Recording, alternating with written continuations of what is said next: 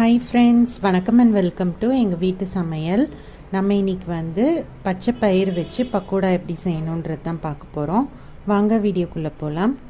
இந்த வீடியோவில் மழை நேரத்தில் ஈவினிங் டீ டைம் ஸ்நாக்ஸாக ஒரு மொறுமொறு பக்கோடா தான் செய்ய போகிறோம். இந்த மொறுமொறு பக்கோடா நாங்கள் உடைச்ச பாசி பருப்பில் வச்சு தான் செய்ய போகிறோம். இந்த வித்தியாசமான சுவையாகவும் இருக்கும், பார்க்க ரொம்ப கிறிஸ்பியாகவும் இருக்கும், சுவையும் ரொம்ப நல்லாயிருக்கும். வாங்க இந்த மூங் தால் பக்கோடா எப்படி செய்வோன்னு பார்ப்போம். இதுக்கு உடைச்ச பாசி பயிர் இருந்தால் தான் நல்லா டேஸ்ட்டாக இருக்கும், நல்லா கிறிஸ்பியாகவும் வரும். தோலோடு இருக்கும்போது உங்களுக்கு எக்ஸ்ட்ரா கிறிஸ்பினஸும் டேஸ்ட்டும் கிடைக்கும். இது நம்ம ஒரு கப் எடுத்திருக்கோம், அதாவது 120 ml கப்பில் ஒரு கப் எடுத்திருக்கோம். இதை 2 இல்லை 3 வாட்டி நல்லா கழுவிட்டு தண்ணியில் ஒரு 4 மணி நேரம் போல் ஊற வைக்கணும். அதுக்கப்புறமா இதை தண்ணி இல்லாமல் வடித்து எடுத்துக்கணும். கொஞ்சோண்டு பாசிப்பயிரை மட்டும் நம்ம தனியாக எடுத்து வச்சுக்கணும். அதை முழுசாக நம்ம பக்கோடா பொரிக்கும் போது மாவோட கலந்துக்க போகிறோம். இப்போ இந்த பாசிப்பயிரோடு சேர்த்து நம்ம ஒரு பச்சை மிளகாயும் ஒரு பீஸ் இஞ்சியும் சேர்த்து இதை கொரப்பாக நம்ம அரைச்சிக்க போகிறோம். அரைச்சிட்டு இதை தனியாக ஒரு பவுலில் எடுத்து வச்சுக்கலாம்.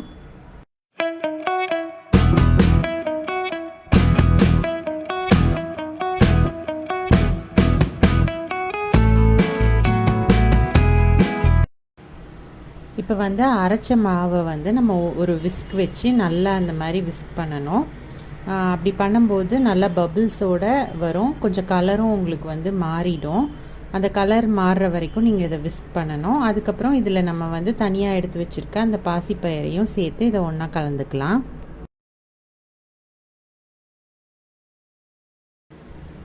இந்த பக்கோடாவில் சேர்க்குறதுக்கு நம்ம ஒரு ட்ரை மசாலா ப்ரிப்பேர் பண்ணணும். இதுக்கு 1 ஸ்பூன் போல் தனியா, 1/2 ஸ்பூன் போல் ஜீரகம், 1/2 ஸ்பூன் போல் சோம்பு, அதுக்கப்புறம் மிளகு ஒரு 1/4 ஸ்பூன். இது எல்லாத்தையும் நம்ம நல்லா ட்ரை ரோஸ்ட் பண்ணிக்கணும்.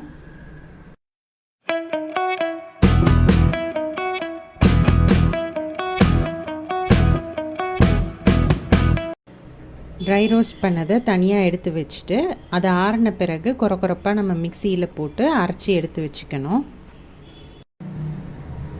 இப்போ நம்ம இந்த மாவோட ஒரு வெங்காயம் பொடியாக நறுக்குனது, கொஞ்சோண்டு கொத்தமல்லி தழை, கொஞ்சோண்டு கருவேப்பிலை, ஒரு பச்சை மிளகா, 1லேருந்து 2 பச்சை மிளகா பொடியாக நறுக்குனது, இது எல்லாத்தையும் நம்ம சேர்த்துக்கணும்.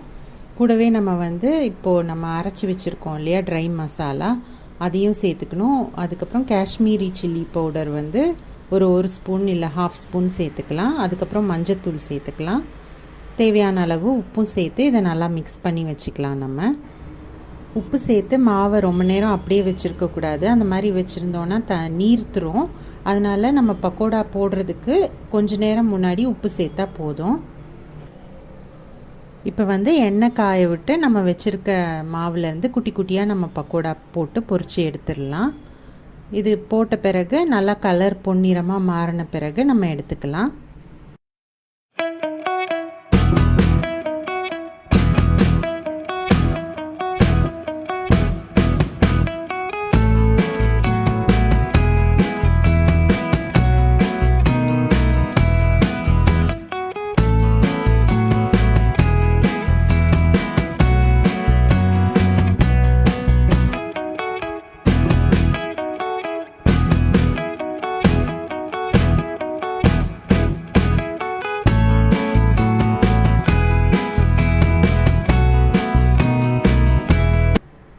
நம்மளோட பாசிப்பயிறு பக்கோடா சூப்பராக தயாராகிடுச்சு. ஸோ இந்த ஈவினிங் ஸ்நாக்ஸை நீங்களும் ட்ரை பண்ணிங்கன்னா உங்களோட ஃபீட்பேக்கை எங்களோட ஷேர் பண்ணுங்கள்.